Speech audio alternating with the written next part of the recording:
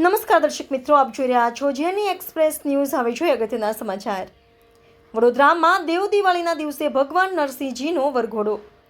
કારતક સુદ પૂનમના પવિત્ર દિવસે આજે દેવ દિવાળી પ્રસંગે ભગવાન નરસિંહજીના શુભ લગ્નનો 288મો વરઘોડાનું પ્રસ્થાન થયું.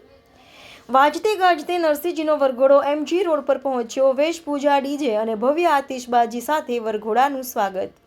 નરહરિલાલ કી જયનો નાદ માર્ગો પર ગુંજ્યો. જેમી એક્સપ્રેસ ન્યૂઝ વડોદરા.